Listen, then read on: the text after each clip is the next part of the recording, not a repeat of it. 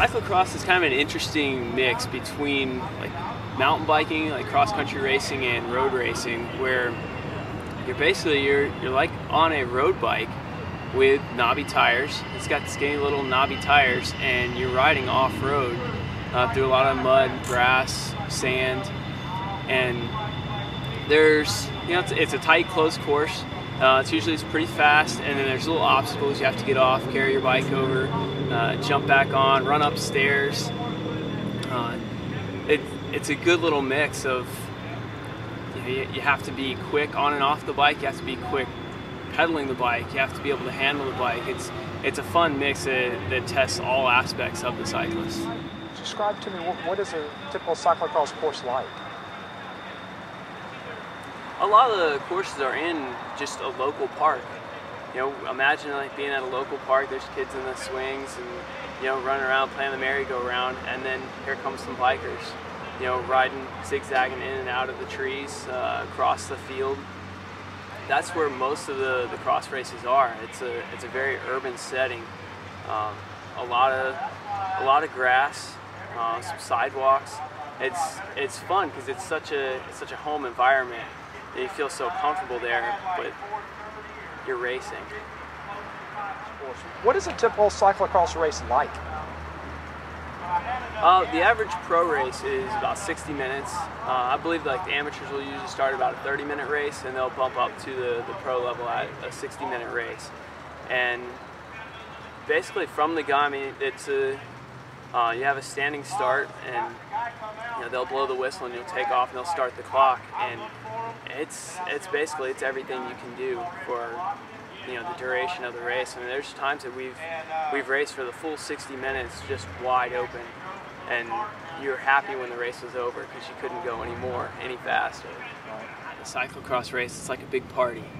For the guys that are racing, they're serious. They're chasing the guy in front of them and running from the guy behind them. But for everyone that's not racing, it's like a big celebration on two wheels, and you're yelling at people, whether you're cheering them on or heckling them, giving them a hard time about how slow they're going or how fast they should be going. It really is a blast, and for the most part, it's pretty lighthearted too. I think that's one of the things I've really enjoyed about it is, when you're racing in the the professional scene, things can be pretty serious, and this has been a nice little tone down, like bringing it back to how I remember cycling as a kid. It was fun. Yeah, I like to, just before the start, probably about 10-15 minutes before the start, I like to preview a lap of the course, which usually gets me to the starting line probably around 5 minutes before the start, just in time to roll up and pick your start position. That way you're lined up with a fresh look of the course. You know what's around the next corner because it's fresh in your mind. I've only raced out of state one time. It was a national race in Louisville, Kentucky, and I did that, I believe it was in the middle of November and of this past year, and that was a blast. It was a lot of fun. The course was a lot faster than the Florida races.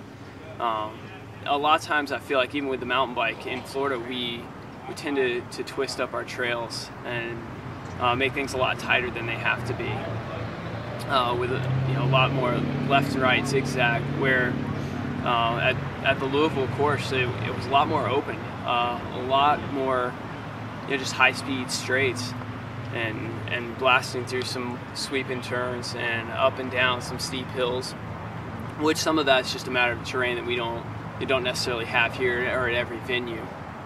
But it was neat to see that the course was a lot more open than I was used to. You recently won the Cyclo-cross State Championships here in Florida. What was that race like? Oh wow, that was one of my better races yet. Like tactically, I feel like I did it right. I knew that I had to outsmart my opponent. I was up against some strong competition, and I knew he wasn't going to give it to me easily. And I did my best to race smart. And from the start, we were going really fast. I'm not sure that we really could have gone any faster at any point during the race. And it was about 20 minutes left in the race. I had attacked and put in a pretty big effort, and it was enough to get my opponent to back down and give me a gap. And I raced pretty hard that last, about 15 minutes, knowing that as long as I didn't mess up, I was gonna win, and all that hard work was about to pay off. And I mean, it was a lot of work, even all the way up to the last lap. But it was so nice. When I finished, I knew it was like finally I had done it. That's what I wanted to do, and I worked for it, and I did it. And I was happy when that race was over. Yeah, Ryan Woodall, the bicycle rider. He's really just a simple guy that likes to ride his bike. He likes to ride his bike fast.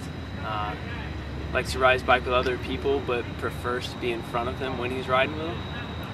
Ron, I know that you also race on the road and on mountain bikes. So 2 questions with this. How long have you been racing cyclocross? And why do you also race cyclocross if you got the road and the mountain bike?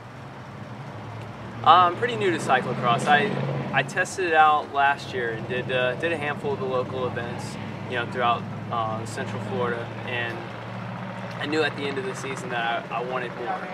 Come next year, I wanted more, and pretty much starting the cyclocross season this year, I had the intentions of doing the majority of the races, and it's a good off season from the mountain bike. Is when all the cyclocross races are happening. That's cyclocross season. So when there's not mountain bike races, it was convenient to pick up a cyclocross bike. Another